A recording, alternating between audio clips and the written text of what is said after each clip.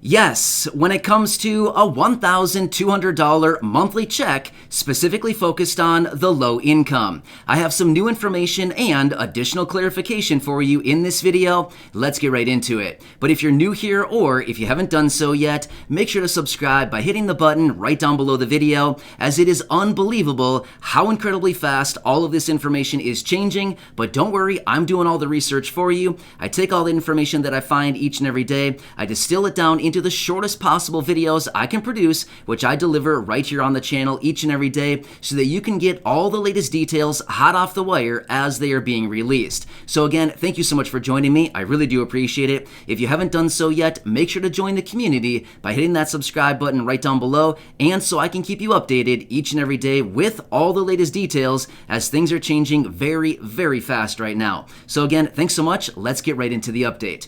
All right, so yesterday I was out in a video talking about this $1,200 guaranteed basic income bill that was originally introduced by Representative Ilhan Omar to send out these payments on an ongoing long-term basis for the low income. Now, by the way, this bill already does have multiple co-sponsors on this bill. That's a good thing, which, by the way, all of these co-sponsors and the original author of the bill are actually all progressives. But either way, it doesn't really matter. The fact of the matter is these checks and the bill would actually be sending out these monthly payments to the low income. All right, so I was reading through the comment section on that video from yesterday, which, by the way, there are over 1,400 comments on that video, so thank you so much for watching that video, first off. And if you left a comment, question, or some kind of remark down below, again, thank you so much. I've been doing as much as I can to read through as many as possible, and a lot of really good feedback and questions on that video. So I do have some new information here and further clarification that I want to lay out for you in this video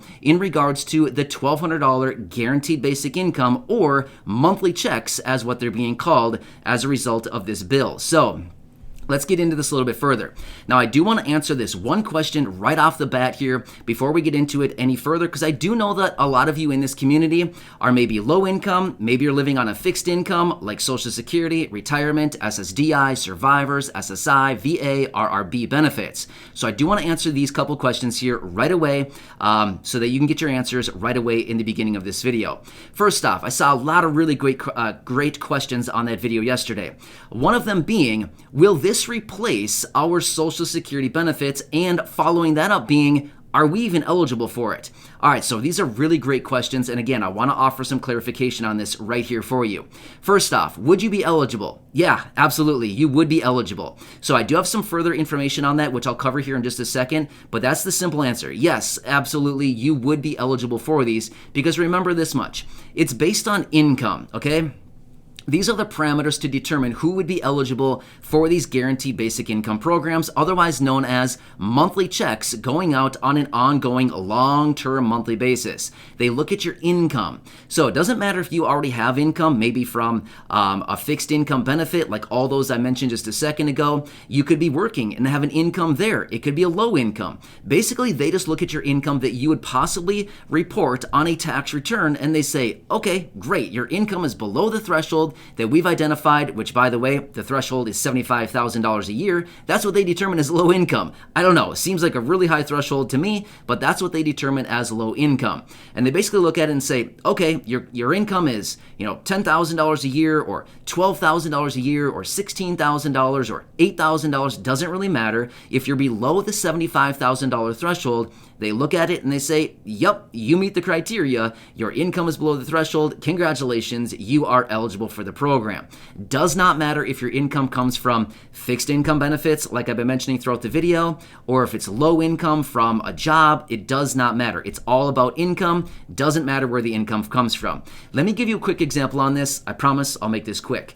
All right, so around the entire country right now, there are a lot, like 60 plus of these guaranteed basic income programs. Essentially, it is a monthly check going out, no strings attached. They are going out to the lower income people. Some of these individuals that are drawing on these programs right here, right now, are already receiving some kind of benefit, maybe like SSI, SSDI, retirement, maybe TANF, temporary assistance for needy families, maybe SSI or SNAP benefits. It doesn't matter. It is in conjunction with these benefits. It's above and beyond those benefits. So it does not impact those benefits. It's not counted as income. It's not taxable in many instances because it's just sent out like a monthly check, just like a refundable tax credit would be on your tax return. Now again, in some instances, it may be different based on the program, but in a general sense, it is a no strings attached payment. Or, yeah, no strings attached. NSA, some people refer to it as a no strings attached payment. Essentially, you get the money, you get to do whatever you want with it, just like the stimulus checks that we received over the last couple years here, the $1,200, the $600, and the $1,400 checks that we got. Basically, you get the check and you can do whatever you want with it. You can save it, you can spend it, you can do anything. It does not matter. It's at a no strings attached payment. That's exactly what these programs are all about. That's what's so cool about them, right? You get the money and you can do whatever you see fit with your situation. Everybody's situation is different. That's why it is so nice, because it is so incredibly versatile. It just helps out a lot of people right there, right? So that is one good question right there is, will you be eligible? Yeah, absolutely, you would be eligible. Next question being, next question is, would this replace your fixed income benefit? No, it would not replace your fixed income benefit. So if you're receiving, let's just say SSI $841 a month or SSDI $920 a month, or whatever it happens to be, doesn't really matter what it is, the benefit or the amount you're receiving. If you're receiving a fixed income benefit, no, this would not replace your benefit at all. It would be above and beyond, just like the examples I just gave you, in the form of these monthly checks as a result of these guaranteed basic income programs all around the country right now. Again, this is why these programs are so amazing and so powerful, because it's above and beyond what you already have coming in from maybe any other types of income. Doesn't really matter. It's all about income, remember. Now again, I want to throw this out there because I'm guessing I'll probably have a couple questions on this, so let me just lay this out here for you right now. Now, I'm guessing that some of you probably don't file tax returns. In fact, I know that as a fact simply because I've seen your comments down below saying, hey, I receive fixed income. I don't file a tax return because I don't need to. My income is low enough. Would you still be eligible? Well, yes, but again, here's the deal. Would you need to file a tax return? Again, I don't have a solid answer on that quite yet. Here's why. We don't know if they would maybe contact the Social Security Administration like they did with the stimulus checks and be like, okay, give us your, give us the roster, give us the names of all the people who have income under this threshold, which would essentially be almost everybody that receives those benefits, and then they just do it from there.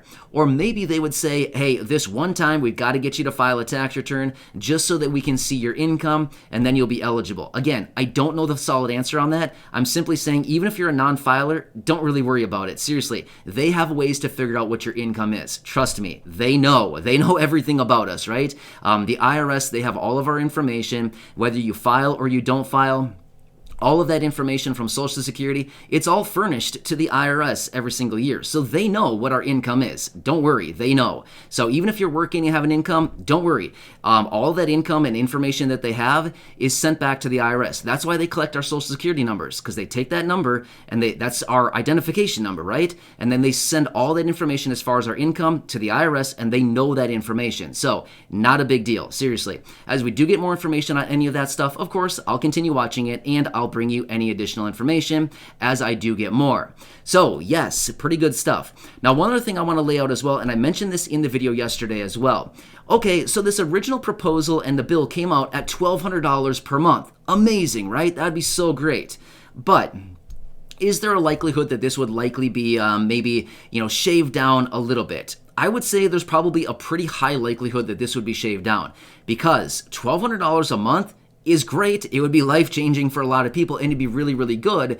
But at the same time, I honestly don't know if it's all that realistic. It's very, very good. I don't want to be here, saying, oh, watch out, they're not going to give us the $1,200. I'm just being real with everybody right now and saying the likelihood of 1,200 would be awesome, super, super cool, but I don't know if it's all that realistic. I could see it being shaved down to maybe 1,000, 700 or 800, maybe even 500. But just like any good negotiation, start high, and then you have the ability and you have the wiggle room to actually come down a little bit. If she would have come out with her original proposal at 500, well, then that's a bad situation, because then all of a sudden you don't really have any negotiating room. So again, just being honest with you, I'm being real and I'm being a realist with everything going on here. $1,200 would be amazing, but I do think it's maybe above the parameters of what they would actually be willing to actually come out with and actually approve.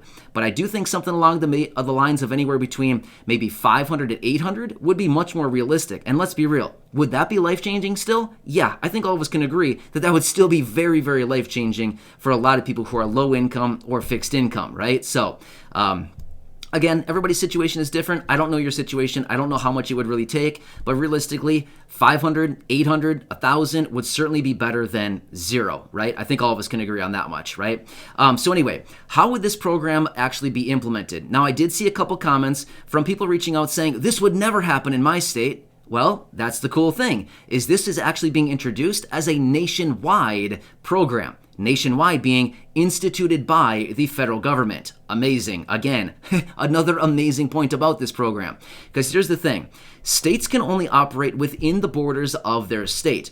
If you're in the state of Florida, they cannot implement this kind of program. If it's implemented in Florida, they can't go out to Texas and be like, hey, we're going to do it in Texas also. It doesn't really work that way. States can only operate within the borders of their state. That's the only thing they can do for this within the state and the residents of their state. However, the federal government, they can do everything across the entire country, all the states, all the districts, all the territories. That's why anything that is federal is way more powerful, because they have the ability to be far-reaching across all states, all territories, everything, all the districts, everything of the country, right? So that's why this program is so incredibly powerful.